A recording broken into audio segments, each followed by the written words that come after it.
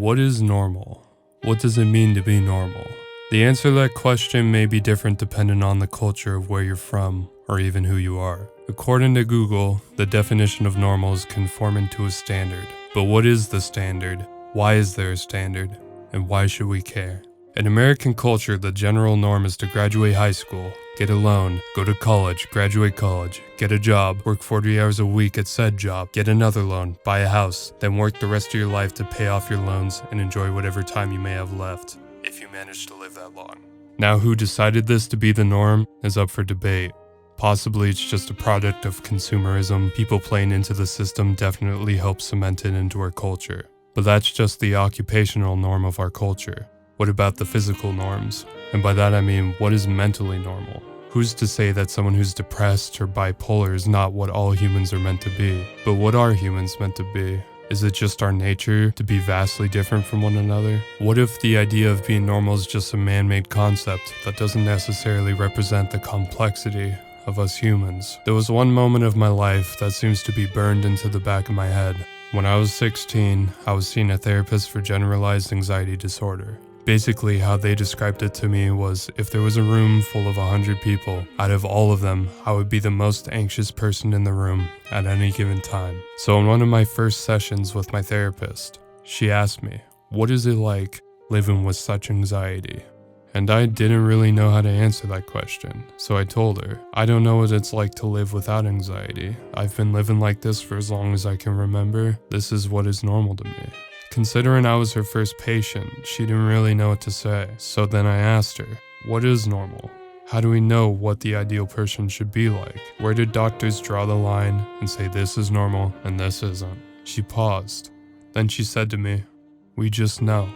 Now this was over 3 years ago during a very hazy part of my life, so take this story with a grain of salt. But the main thing I took from it is that no one really knows why we have this view of what is normal, or what should be normal. We just know. We all grow up being told you need to go to college, get a job, raise a family, but no one really tells us why. This is just the way things are. And whenever we see people act differently than the norm, they're called crazy, or even stupid.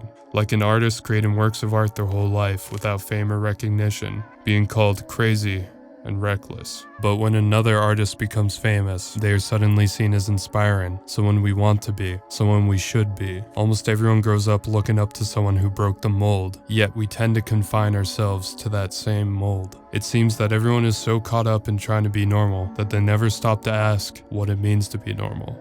The things we must sacrifice about ourselves, our ambitions, dreams, impulses, and even our character. Following a capitalist culture, consuming, producing products, contributing capital, creating more consumers who ultimately fall into the same loop, our kids. And most importantly, not asking questions. We call anyone with a brain that works differently mentally ill, but who's to say the first people weren't all psychotic or overly anxious? Maybe that would have made them better at being able to survive. Who knows? It might sound like a strange thing to consider, but if the majority of people were psychotic, that would be the norm, and anything else would be considered mentally ill. And nowadays in the US, we're not far off. Almost 46% of Americans will experience a mental illness in their lifetime. 46% is only a little less than half the population, and it's still not considered normal to have a mind that works differently from others. And of course, not all mental illnesses are ones that only change your outlook on life. Some are dangerous, and some are health risks. But let me make it clear, I'm not saying that all mental illnesses are good. Some, like Alzheimer's disease, are horrible, and I wouldn't wish them upon my worst enemy. But that doesn't mean something like ADHD is a mental illness,